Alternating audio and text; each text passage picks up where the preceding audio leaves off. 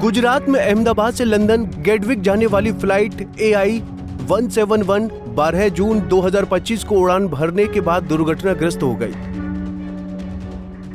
अहमदाबाद से 13:38 पर रवाना हुई इस फ्लाइट में बोइंग 7878 विमान में 242 यात्री और चालक दल के सदस्य सवार थे। इनमें से 169 भारतीय नागरिक, 53 ब्रिटिश नागरिक, 1 कनाडाई नागरिक और 7 पुर्तगाली नागरिक बताए गए।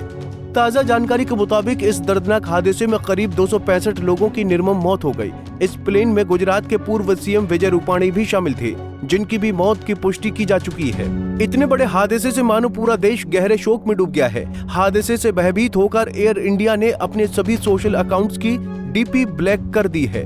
पीड़ित परिजनों की आंखों में गहरे गम के आंसू हैं। मानो एक आस है कि काश कोई एक बार आकर कह दे कि कुछ भी नहीं हुआ है, मैं ठीक हूँ।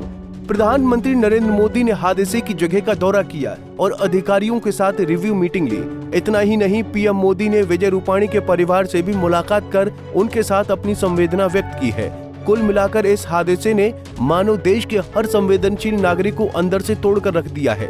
हादसे के बाद से कई गंभीर सवाल उठाए जा रहे हैं, लेकिन जो सबसे पेचीदा सवाल है वो ये कि इतना बड़ा हादसा आखिर हुआ कैसे, आखिर लापरवाही रही किसकी।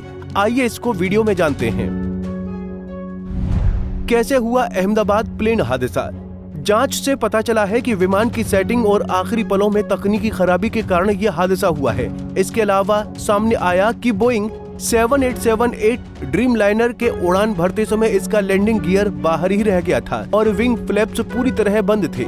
ये शुरुआती टेक ऑफ के लिए बहुत असामान्य स्थिति होती है। आमतौर 787 के नियमों में उड़ान के लिए फ्लैप्स को 5 या उससे ज्यादा से सेट करना होता है और इन्हें धीरे धीरे तब बंद किया जाता है जब विमान तेजी से ऊंचाई पर जाता है।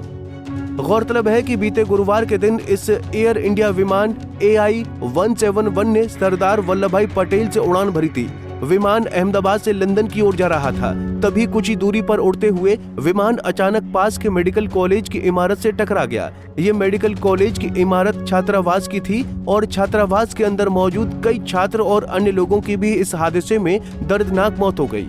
हादसा इतना भयानक था कि आसपास के एरिया में अभी भी काफी दर्दनाक मंजर नजर आ रहा है।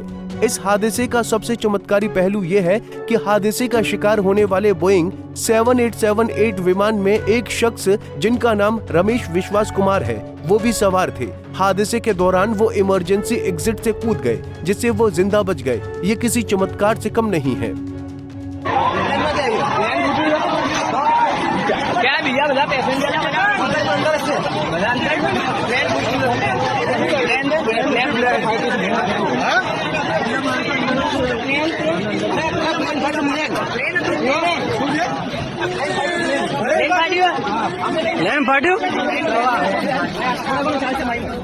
अब PM मोदी ने भी अस्पताल जाकर अहमदाबाद प्लेन हादसे से जिंदा बचे इकलौते शख्स रमेश कुमार विश्वास से मुलाकात कर उनका हालचाल जाना है। फिलहाल इस पूरे मामले पर सबकी नजर बनी हुई है। इस हादसे की जांच DGCA और अंतर्राष्ट्रीय प्रोटोकॉल के तहत भी शुरू कर दी गई है। बताया जा रहा है कि हादसे के कारणों का पता लगाने के लिए ब्लैक बॉक्स की भी जांच की जाएगी, जिसमें लंबा समय लग सकता है। इस हादसे के बाद से देश का हर संवेदनशील व्यक्ति मानो गहराई से ये मांग कर रहा है कि इस हादसे की जांच होनी चाहिए और पूरी गहराई के साथ होनी चाहिए। कम नहीं, 265 जिंदगियां बहुत होती हैं और नाहक मौत बहुत पीड़ादायक होती है, वो चाहे एक की हो या 1 लाख की। मृत्यु आखिरी सत्य है, लेकिन अस्वाभाविक मृत्यु पहली पंक्ति का झूठ भी नहीं है। हर कोई अहमदाबाद प्लेन हादसे की जांच की मांग कर रहा है। Bureau report, Punjab Kesari TV.